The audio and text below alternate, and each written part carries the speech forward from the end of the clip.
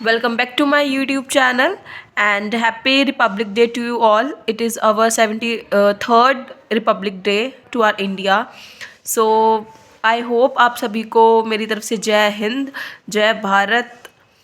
तो हम सबको ये आज़ादी मुबारक हो। तो आज हम हमारा नेक्स्ट चैप्टर स्टार्ट करने जा रहे हैं वेयर हाउसिंग। अब ये मत सोचना स्टडी नहीं होगी, स्टडी ज़रूर होगी आज के दिन भी। तो वेयर हाउसिंग करने जा रहे हैं। अब हमने ट्रांसपोर्टेशन का रोल देख लिया, अब वेयर हाउसिंग का क्या रोल होता है हमारी सप्लाई चेन मैनेजमेंट में। देखिए, सबसे पहले इंट्रोडक्शन देखिए। जो वेयर हाउसिंग है एक कोर एक स्ट्रेटजिक है, एक वेपन है कंपनीज के लिए, वो जो कॉम्पिटिटिव पोजीशंस के लिए यूज़ करता है। At the same time warehousing एक अनबिलीवेबल चैलेंज है, क्योंकि वो बहुत सारी हार्डर्स एक्सीलेंट अचीव करता है। साथ ही साथ हमारे स्टोरेज रखता है गुड्स की, और हम वेयर हाउसिंग हमारे मैन्युफैक्चरर्स, हमारे exporters, importer, wholesaler, transport business, custom सभी यूज़ करते हैं। यूजुअली हम लार्ज प्लेन बिल्डिंग्स हमारी इंडस्ट्रियल सिटीज़ एंड टाउन्स में ही यूज़ होता है। इसमें हमारे डॉक ऑफ लोड की लोडिंग होती है और अनलोड ट्रक होते हैं, ट्रक्स होते हैं। जो वेयर हाउसिंग लोड करते हैं फिर अनलोड करते हैं गुड्स, वो डायरेक्टली रेलवे, एयरपोर्ट्स और सी पोर्ट से ही आते हैं, और उसके बाद वो अलग अलग डिस्ट्रीब्यूट होते हैं। जो मेजॉरिटी है वेयर हाउसिंग की जो प्रॉब्लम अकर होती है वो ये होती है कि हम कंट्रोल नहीं कर पाते हमारे इन्वेंट्री पोजीशन पर, ऑपरेशंस पर और मैनेजमेंट पर। तो एक प्रिंसिपल रिक्वायरमेंट होता है हमारी कंट्रोलिंग वेयर हाउसिंग पे, यही रहता है कि जो हमारी पावर है टेक्नोलॉजी की वो मैक्सिमाइज करे फैसिलिटी पोटेंशियल से, और जो रोड है वो उनकी एक्सेलेंस राइड हो थ्रू वेयर हाउसिंग डोर्स, मतलब ईजिली हम वेयर हाउसिंग तक जा सके। तो वेयर हाउसिंग का मीनिंग क्या है देखिए। जो हमें वैरायटी ऑफ प्रोडक्ट्स की रिक्वायर्ड पड़ती है डेली यूसेज में, वो हम लार्ज क्वांटिटी में बाय कर लेते हैं, उन्हें स्टोर कर लेते हैं, फिर उन्हें यूज़ करते हैं जब हमें ज़रूरत पड़ती है। In the same manner business भी यही काम करते हैं कि डिफरेंट काइंड ऑफ प्रोडक्ट्स लाता है डिफरेंट प्रोडक्शन से, और उसके लिए पास पॉसिबल नहीं होता थ्रू आउट देयर कि वो डिफरेंट प्रोडक्ट अवेल करा सके। तो इसलिए वो सारा रॉ मटेरियल एक ही बार में बाय कर लेता है ताकि कोई इंटरप्शन ना, और ताकि रॉ मटेरियल जितना ज़्यादा होगा उससे हमारी इसकी पूरे साल की through out the year smooth production चलती रहेगी। लाइक पेप्सी हो गई, रॉ मटेरियल उसके पोटैटोज़ हो गए, जैसे चिप्स के लिए, लेस के लिए पोटैटोज़ कर लेता है। इस तरह से कंपनीज बल्क में सारा कर लेते हैं ताकि कंटिन्यूशन प्रोडक्शन होती रहे। और दिस टाइप ऑफ स्टोरेज को हम लार्ज स्केल में कहते हैं सिस्टमैटिक मैनेजमेंट को वेयर हाउसिंग कहते हैं, जहाँ पे हम गुड्स को स्टोर करते हैं वेयर हाउस कहते हैं। और person in charge of warehousing, उसको जो वेयर हाउसिंग की देखभाल करता है उसको हम वेयर हाउस कीपर कहते हैं। जो वेयर हाउसिंग है वो होल्ड करते हैं सारे गुड्स, प्रिजर्व करता है ह्यूज क्वांटिटी में टाइम टू टाइम, ताकि जो परचेज और प्रोडक्शन हो वो एक्चुअल यूज़ और सेल होती रहे। जो हमारी बहुत सारी एक्टिविटीज़ को इन्वॉल्व करता है, स्टोरेज गुड्स करता है एक लार्ज स्केल स्पेसिफिक में, और ऑर्डरली मैनेज भी करता है, और जब हमें ज़रूरत हो वो हमें अवेल भी करता है जब हमें रिक्वायरमेंट हो। तो हमारे पास टाइम यूटिलिटी का जो गैप आता है हमारे प्रोडक्शन और कंजप्शन गुड में, वो टाइम यूटिलिटी अच्छे से मैनेज हो जाता है, और इसीलिए सप्लाई चेन में बहुत इंपॉर्टेंट है ये ट्रेड वेयर हाउसिंग का। कोई एक ऐसा वेयर हाउस जो प्रोसेस करता है सारे आइडियल वेयर हाउसिंग लोकेशन के लिए, सबसे पहले जो दो करेक्टरिस्टिक मेन होने चाहिए हमारे वेयर हाउसिंग के लिए। सबसे पहले location and space.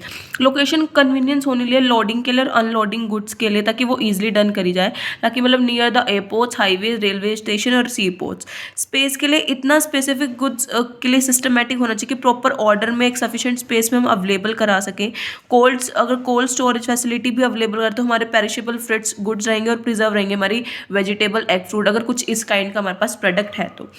Material handling technology, इसमें कहते हैं प्रॉपर मैकेनिकल होता है हमारे इक्विपमेंट का, टेक्नोलॉजी का जो इंट्रोड्यूस की जाती है वेयर हाउसिंग में, जब हम लोड करते हैं अनलोड करते हैं गुड्स को, तो जो टेक्नोलॉजी वो कॉस्ट इफेक्टिव हो जाती है और साथ ही साथ हेल्पफुल भी हो जाती है, जो हमारा वेस्टेज है हैंडलिंग की वो रिड्यूस हो जाए। सबसे पहले अरेंजमेंट, हमें अपने अरेंजमेंट करनी पड़ती है अपने गुड्स को प्रोटेक्ट करने के लिए from the sunlight, water, dust, moisture, air and paste. Security भी बहुत इंपॉर्टेंट फीचर है वेयर हाउसिंग। अगर सिक्योरिटी रहेगी 24/7 तो हमारे गुड्स सेफ रहेंगे, थेफ्ट से और एडल्ट्रेशन से बचे रहेंगे। अगर वेल इक्विप्ड है या फिर लेटेस्ट फायर फाइटिंग सिस्टम है तो अवॉइड कर सकते हैं कि हमारा कोई भी गुड्स खराब नहीं होगा due to fire. Computerise warehousing management system होना चाहिए, मतलब जो भी हम ऐसा कुछ अडॉप्ट करते हैं तो सारा जो हमारा वर्किंग होगा वेयर हाउसिंग के लिए, कोई कितने गुड्स आए, कितने गए हैं, कितना कहाँ गया, तो उसके लिए हमारे पास ईजी हो जाएगा हर एक काम को करना। नाउ नीड क्या है हमारे वेयर हाउसिंग की, कि फर्स्ट है सीजनल प्रोडक्ट। अगर एग्रीकल्चर प्रोडक्ट होते हैं वो हार्वेस्ट होते हैं ड्यूरिंग द सीजन, तो हमें कंज्यूम करना होता है थ्रू आउट द ईयर, तो प्रॉपर स्टोरेज के लिए और वेयर हाउसिंग की नीड पड़ती है इन सारे प्रोडक्ट्स के लिए, और टाइम पे रिक्वायरमेंट हो जाए ताकि हम उसे सप्लाइड कर सके अच्छे से। सीजनल डिमांड, कई बार क्या होता है जो स्पेसिफिक सीजन होता है उसमें प्रोडक्ट डिमांडेड करे जाते हैं, बट जो प्रोडक्शन होती है प्रोडक्ट की वो continuous through out the year चलती है। तो इस adequate supply of time of demand में हम क्या करते हैं कि जो आफ्टर प्रोड्यूसिंग होती है उन पर उनको सेव करके रख लेते हैं वेयर हाउसिंग में, जब हमें जरूरत हो उस टाइम पे तो हम उनको अवेलेबल करा सकते हैं। Like gift packing of food item like juice, chocolates, biscuit, like Diwali India में आती है तो तब हम बहुत सारे हैम्पर्स मेड करते हैं तो वहाँ पे जरूरत पड़ती है। प्रॉम्प्ट सप्लाई, कुछ मैनी प्रोडक्ट ऐसे होते हैं मतलब आइदर एग्रीकल्चर और इंडस्ट्रियल के जो डिफरेंट प्लेसेस पे कंज्यूम कर जाते हैं डिफरेंट डिफरेंट कंट्री या इंटरनेशनली, तो हमें हमारे पास इंपॉर्टेंट होता है उन प्रोडक्ट्स को स्टोर करना और एक प्लेस पे कंजप्ट करना ताकि फुलफिल कर सके हम अपने कस्टमर की डिमांड, जो प्रॉम्प्ट सप्लाई होती है गुड्स की विदाउट एनी डिले। बेनिफिट्स क्या होते हैं लार्ज स्केल में कि जो गुड्स हम प्रोड्यूस करते हैं फॉर द प्रेजेंट और फ्यूचर डिमांड्स कस्टमर के लिए, तो मैन्युफैक्चर गुड्स को लार्ज क्वांटिटी में प्रोड्यूस करते हैं ताकि जो बेनिफिट है उसका लार्ज स्केल प्रोडक्शन तक हो, और एज अ रिजल्ट जो हमारे गुड्स हम जो भी प्रोड्यूस करते हैं वो ह्यूज क्वांटिटी में नीड कर सके और वो सेफ भी रहे ताकि हमें जब हमारी सेल्स क्लियरेंस हो तो हमारे पास स्टॉक ना बचे। रेगुलर प्रोडक्शन, एडिक्वेट सप्लाई और रॉ मटेरियल के लिए हम असेंशियल प्रिवेंट करते हैं प्रोडक्शन लॉसेस के, इसलिए हम अपने गुड्स को स्टोर करके रखते हैं अपने रॉ मटेरियल को, ताकि जो भी वेयर हाउसिंग में कोई भी हमें जरूरत पड़े तो हम उसको रेगुलरली अपनी प्रोडक्शन करते रहे हमारे, और अवॉइड करें हमारी हैम्पर इन प्रोडक्शन की, हमारे प्रोडक्शन में कोई रुकावट ना आए। प्राइस स्टेबलाइजेशन, इसमें क्या होता है कि हम अपने मेंटेन करना पड़ता है कि रीजनेबल प्राइस हो हमारे गुड्स का, तो इसमें हम क्या करते हैं कि मार्केट को सफिशिएंट स्टॉक रखना पड़ता है अपनी मार्केट के लिए, तो जो स्कैरसिटी है सप्लाई ऑफ गुड्स में वो इंक्रीज होती रहती है, प्राइस मार्केट में इंक्रीज होता रहता है। तो अगर हमें बैलेंस बना के रखना, अपने मेंटेन करना है सप्लाई चेन के गुड्स को, तो वेयर हाउसिंग में लीड्स करना पड़ेगा उसका प्राइस स्टेबलाइजेशन भी। Now storage, warehousing and distribution centre. सबसे पहले स्टोरेज गोडाउन्स भी होते हैं जो कीप करते हैं, स्टोर करते हैं रॉ मटेरियल कंपोनेंट्स होते हैं, सेमी फिनिश्ड के टूल्स, मेंटेनेंस, रिपेयरिंग, सारे रिटेबल प्रोडक्शन फंक्शन होते हैं। पर जो प्राइमरी यूज़ होता है स्टोरेज रिलेशन, तो हम यूजुअली एडवांस करते हैं वेरियस प्रोडक्शन पर्पसेस के लिए। जो वेयर हाउसिंग होता है वो लोकेट होता है एक पर्टिकुलर पॉइंट सिस्टम पे जिसका लोकेशनल रिलेशनशिप होता है प्रोडक्शन फैसिलिटी पे, और जो स्टोरेज जनरली लोकेट होती है वो नियर द प्रोडक्शन प्लांट्स और फैसिलिटीज़ के पास होते हैं जो कंपनीज के लिए यूज़ मतलब जो डिफरेंट रिक्वायरमेंट होती है सीजनल डिमांड और सप्लाई के लिए इजी अवेलेबल कराना हो जाए। वेयर हाउसिंग जब हमें स्टोर करते हैं लार्ज स्केल पे स्पेसिफिक मैनर में, जब उनको वेयर हाउसिंग कहते हैं। वेयर हाउसिंग वो आर द गोडाउन्स जो कीप मतलब अपने पास कीपिंग और स्टोरिंग करते हैं फिनिश गुड्स के, ताकि जब फैसिलेट करना हो मार्केट या डिस्ट्रीब्यूशन फंक्शन में ईजिली कर पाए। और जो वेयर हाउसिंग है वो जनरली लोकेट होते हैं near the market for the smooth and quick supply of finish goods, ताकि हम कस्टमर के लिए हम जल्दी और क्विक प्रोडक्शन करके कस्टमर तक पहुँचा दें। और warehousing are use for storage goods की, जहाँ पे हम गुड्स की लार्ज क्वांटिटी को रख सकते हैं, साथ ही साथ उनको सेलेक्ट भी कर सकते हैं और एक जगह से दूसरे जगह तक पहुँचा भी सकते हैं। इधर डिफरेंस है गोडाउन का और वेयर हाउसिंग का। गोडाउन क्या होता है सिर्फ और मतलब छोटी मोटी चीज़ें रखने के लिए जो हम डेली बेसिस के करते हैं, पर जो वेयर हाउसिंग होता है वो थ्रू आउट द ईयर के लिए होते हैं, वहाँ पे ह्यूज बल्क में स्टोरेज होता है। डिस्ट्रीब्यूशन सेंटर क्या होता है कि न्यू आइडिया एक डायनेमिक है जो प्रोवाइड करता है सर्विसेज मार्केटिंग को, जहाँ पे मूवमेंट्स होती है गुड्स की रादर देन स्टोरेज और servicing, like sales, marketing intelligence, like this. तो यूजुअली हम उनको डिस्ट्रीब्यूशन वेयर हाउसिंग जहाँ पे लोकेट होता है नियर द मार्केट, जहाँ फास्ट मूवमेंट हो सकती है हमारे गुड्स की, साथ साथ हमारे सर्विसेज की भी, जहाँ पे हमारे गुड्स एज पर रिटेलर और information sharing, documentation and credit facility के बेसिस पे मूवमेंट होती है गुड्स की। नाउ फंक्शंस क्या है वेयर हाउसिंग के? According to Robin Hughes, warehousing is a set of activities that are involved in receiving and storing of goods and preparing them in replenishment. जो warehousing के 3 document होते हैं वो कौन कौन से होते हैं? सबसे पहले होता है वेयर हाउसिंग वारंट, कि हमारे पास वारंट है यानी कि कौन उसे रखेगा। उसके बाद delivery order and warehouse keep receipt, कि उसके पास रिसिप्ट होनी चाहिए। तो यहाँ पे 4 है, receiving, identify and holding and assembling to prepare the meet. यही 4 वो है जो फैसिलिटेट करती हैं वेरियस एक्टिविटीज़ को। सबसे पहले है रिसीविंग ऑफ गुड्स। देखिए जब हम फर्स्ट बेसिक फंक्शन होता है कि जो गुड्स हमें रिसीव हुए हैं, एज्यूम है, रेस्पॉन्सिबिलिटी है डिलीवर ऑफ द गुड्स की, वो कि जो भी उसे इशू कर रहा है रिसीव वो इंक्लूड करे packaging, receiving raw material, supply, customer का रिटर्न, स्टोर, ये सारी चीज़ें ध्यान रखनी चाहिए रिसीविंग ऑफ गुड्स में आती है फंक्शंस में, ठीक है। नाउ प्रिपरेशन ऑफ रिकॉर्ड, जो भी वेयर हाउसिंग है इंचार्ज होगा वो चेक करेगा सारी आइटम, उसका पूरा रिकॉर्ड बनाएगा प्रॉपर मैनर में, ताकि किसी की भी प्रॉब्लम अवॉइड हो और जो टाइम ऑफ डिलीवरी है वो हमारा अवॉइड हो। आइडेंटिफिकेशन, जो भी गुड्स हम मार्क कर लेते हैं सेपरेटली करते हैं, कोड नंबर लगा देते, टैग्स लगा देते, ताकि हमें आइडेंटिफाई करना ईजिली हो जाए। और अगर हम आइडेंटिफाई कर सकते हैं उससे हमें पता लगेगा कि हमारे फर्म के जो गुड्स डिफरेंट प्रोडक्ट है वो ईजिली हम सेपरेट कर सकते हैं ना। पैकेजिंग, जब फैसिलिटी प्रोवाइड हो रही है वो हाउस कीपर को कि वो ओनर है, रिक्वायर है सारी फैसिलिटी, तो पैकेजिंग भी एक रीजनेबल वे से करेगा according to size and quantity of goods, ताकि जो गुड्स है वो सेफ रहे। इन्फॉर्मेशन एंड अबाउट रिसिप्ट, जो भी वेयर हाउस है उसको चेक करना चाहिए को भी कौन कौन सी इन्वेंट्री अवेलेबल हो और वो इन्फॉर्म करे कि कंसर्न डिपार्टमेंट को कि गुड्स इतने आ चुके हैं। ब्रेकिंग ऑफ बल्क, जब गुड्स हमें डिलीवर होते हैं बल्क में in case of demand of A owner या फिर keep packer of the goods small, तो अकॉर्डिंग टाइम जो कस्टमर की रिक्वायरमेंट है उसी के अकॉर्डिंग होंगे। डिलीवरी ऑफ गुड, जब गुड्स डिलीवर हो रहे हैं ओनर को तो सारे डॉक्यूमेंट्स चेक होने चाहिए और वेयर हाउस कीपर को ही एफिशिएंटली प्रिपेयर करना चाहिए जो भी वो लोड करा रहा है ट्रांसपोर्ट में। नई type of warehousing, different different types के वेयर हाउसिंग होते हैं जो लार्ज स्पेशियस और सिक्योर्ड बिल्डिंग के लिए इंटेंट होते हैं और स्टोरेज प्लेस के लिए लार्ज क्वांटिटी में यूज़ भी कर जाते हैं, जिसका कन्वर्जन एडिसमेशन एंड मैनुअल लेबर में रिक्वायरमेंट्स ज़्यादा है, like delivery, documentation, examination, certificate के लिए भी होने लगा है। सबसे पहले प्राइवेट वेयर हाउसिंग, जो ओन्ड और ऑपरेट सिर्फ और सिर्फ हमारे चैनल सप्लाई और रिसेलर्स के लिए यूज़ होते हैं और जनरली इन वेयर हाउसिंग को फार्मर्स ही कंस्ट्रक्ट करते हैं for their field by wholesaler, retirement तक जो बिजनेस सेंटर्स हैं, और जो ये डिज़ाइन और फैसिलिटेट करते हैं वो हमारे according to nature of the product होते हैं। पब्लिक वेयर हाउसिंग कौन से होते हैं, जो एसेंशली लीज्ड और शॉर्ट टर्म डिस्ट्रीब्यूशन के लिए जो रिटेलर ऑपरेट करते हैं, दे ओन प्राइवेट, ओकेजनली जो उन्हें नीड पड़ती है वो वेयर हाउसिंग जो रन कर रहते हैं गुड्स को स्टोर करने के लिए फॉर द जनरल पब्लिक, उनको पब्लिक वेयर हाउसिंग कहते हैं। एनीवन जो भी उसमें गुड्स स्टोर करेगा वेयर हाउसिंग में उसको रेंट पे करना पड़ेगा, जैसे कि गवर्नमेंट परमिशन देगी, लाइसेंस देगी, तभी उस वेयर हाउस को रख सकता है। और गवर्नमेंट मॉनिटर भी करेगी, रेगुलेट करेगी अपने फंक्शन सारे ऑपरेशंस वेयर हाउसिंग के कि कौन एक्सपोर्टर यूज़ कर रहा है, कौन इम्पोर्टर है, कौन नहीं।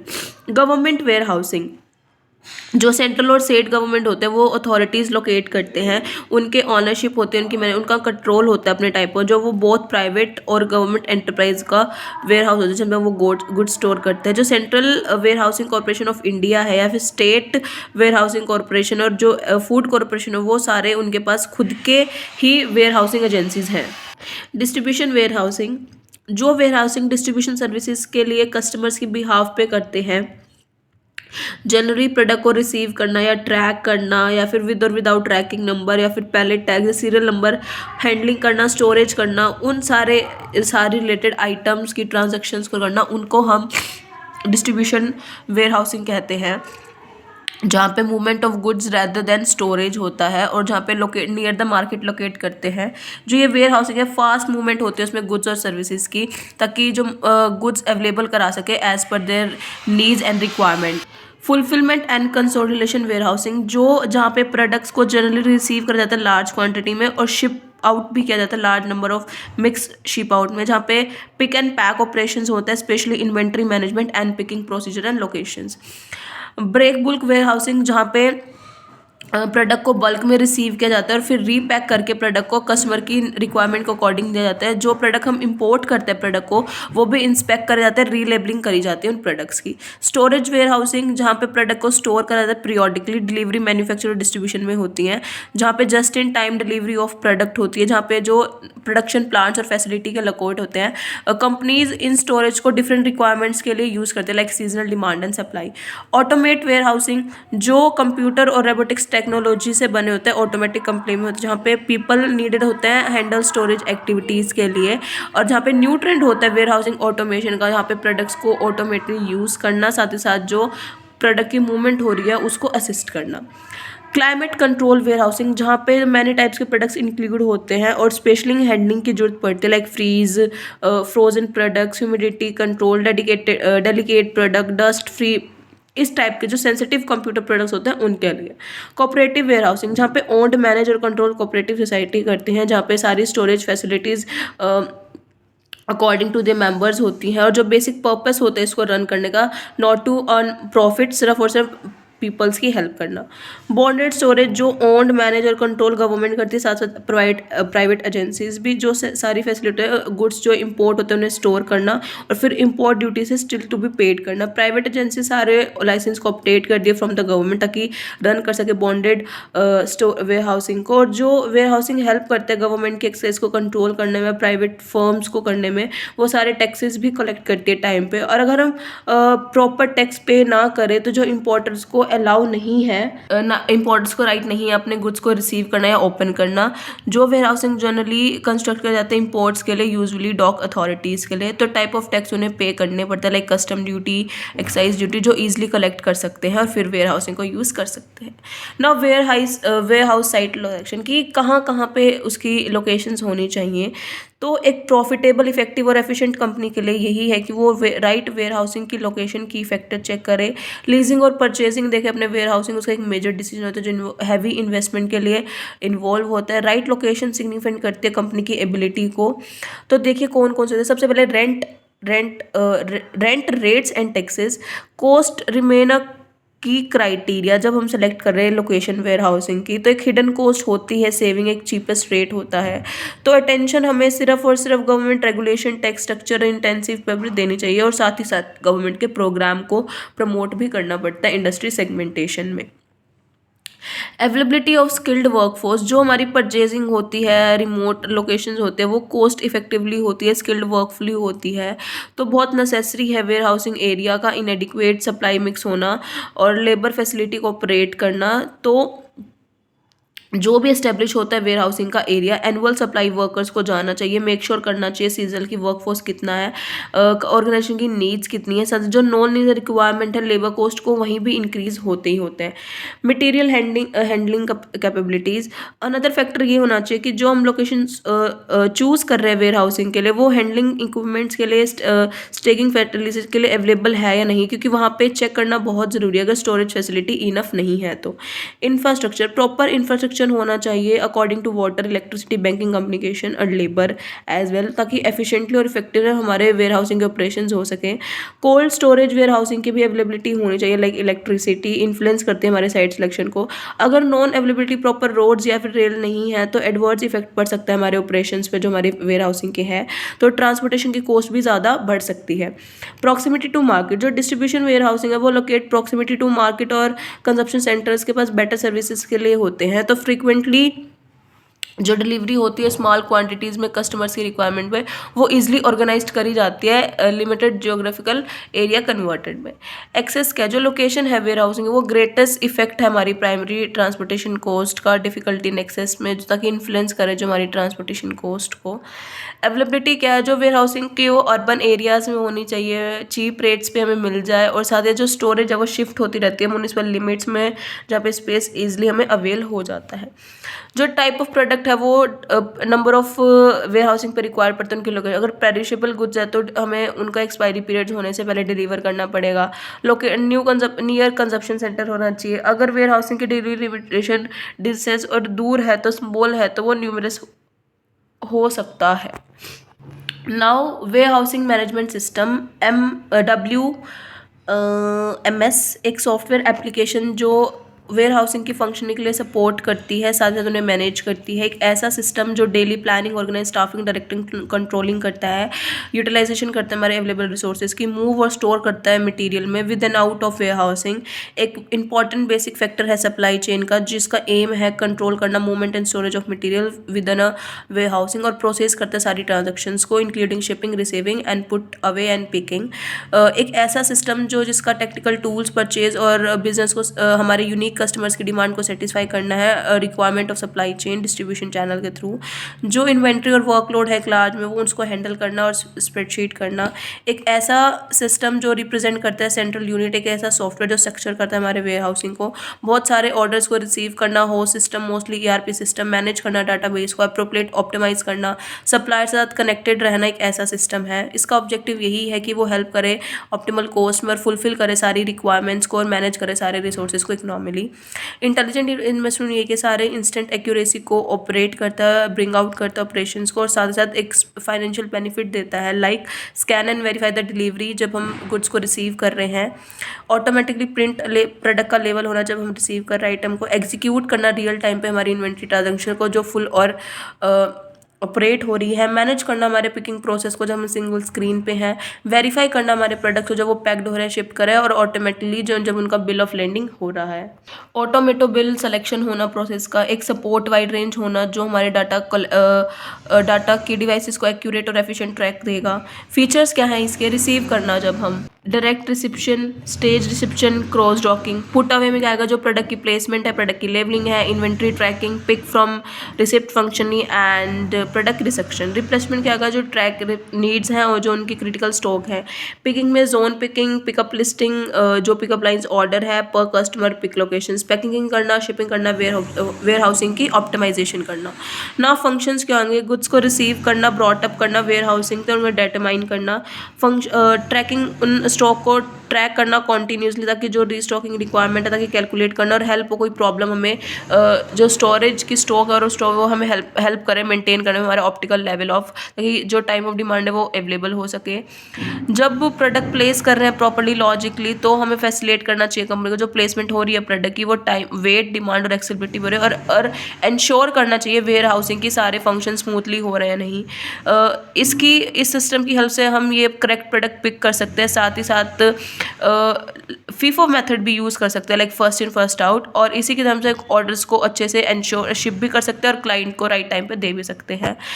इस सिस्टम के थ्रू हम सारी इन्फॉर्मेशन कलेक्ट करते हैं, मैनेज करते हैं, रिपोर्ट्स प्रिपेयर करते हैं, एनालाइज करते हैं, प्लान्स बनाते हैं, स्ट्रेटजीज बनाते हैं और टेकिंग करेक्ट एक्शंस लेते हैं, जिसकी हेल्प से जो हमारा ऑब्जेक्टिव है कंपनी का वो हम ईजिली अचीव कर लेते हैं।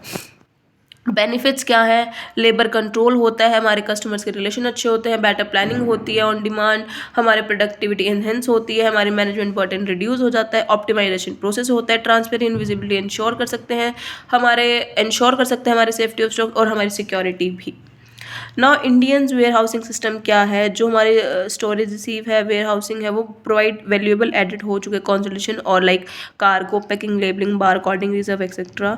तो इंडिया ने क्या क्या ग्रोथ करी है, ग्रोथ मैन्युफैक्चरिंग एक्टिविटीज़ में हो चुकी है, राइजिंग डोमेस्टिक कंजप्शंस में हो चुकी है, साथ ही साथ हमारे इंटरनेशनल ट्रेड में इंक्रीजमेंट हो चुका है, जो हमारे ऑर्गेनाइजेशन रिटेल कंट्री में वो भी एमरजेंस हो गया है, हमारे प्राइवेट एंड फॉरेन इन्वेस्टमेंट के इन्फ्रास्ट्रक्चर भी इंक्रीज हो चुके हैं और ईजिली रेगुलेट कर पा रहे हैं। तो जो मेरे वे हाउसिंग है वो बढ़ते ही जा रहे हैं और 3/4 कंट्रोल आ गया हमारे गवर्नमेंट एंट्रीज का।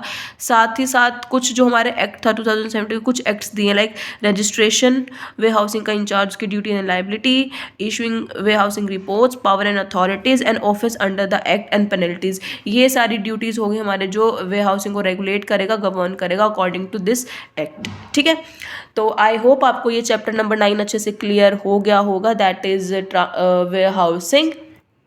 कोई भी डाउट हो इस चैप्टर में, चैप्टर नंबर 9 में वे हाउसिंग में, यू कैन आस्क मी, आप मुझे कमेंट कर सकते हैं, साथ ही साथ आप मुझे ईमेल भी कर सकते हैं। And once again happy Republic Day, जय हिंद, जय भारत।